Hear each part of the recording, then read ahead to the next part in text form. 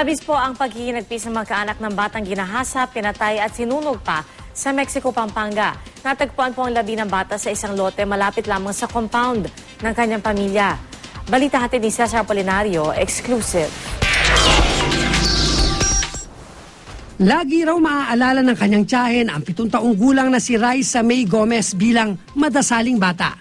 Kaya nang malaman niyang ginahasa, pinatay at sinunog ang batang kanyang inaruga ng 7 taon, hindi raw niya maatim na sulyapan ang kalunos-lunos sa sinapit ni Raisa. Ayoko po makita. Dahil? Mas maganda na po yung maalala ko na lang po yung magandang mukha niya. Kasi kawawa daw po. Basag daw po yung mga ngipin niya. Tapos, yung ulo niya basag din. Pinuntahan ko ang mismong lote kung saan natagpo ang patay si Raisa ng kanyang lola. Nasa likod lang ito ng compound ng kanilang pamilya sa Barangay Tangle sa Mexico, Pampanga.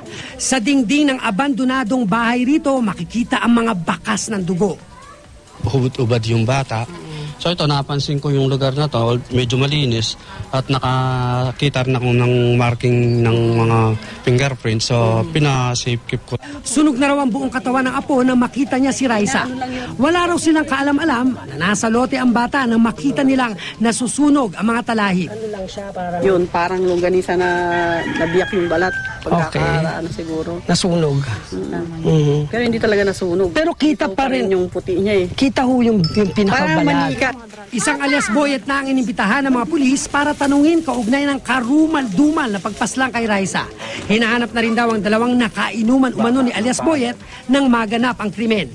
Hiling ng pamilya ng biktima, mabigyan ng ganap na katarungan ang walang awang pagpatay sa kanilang munting anghel. Anong karapatan niya para gawin yun sa pamangkin ko? Ilang taon naming binuhay tapos ganyan niya lang binaboy. Para mabigyan po ng hustisya yung pamangkin ko. Kawawa po kasi. Hindi pa po nakontento. Nirape na po tapos sinunog pa. Cesar Apolinario, GMA News.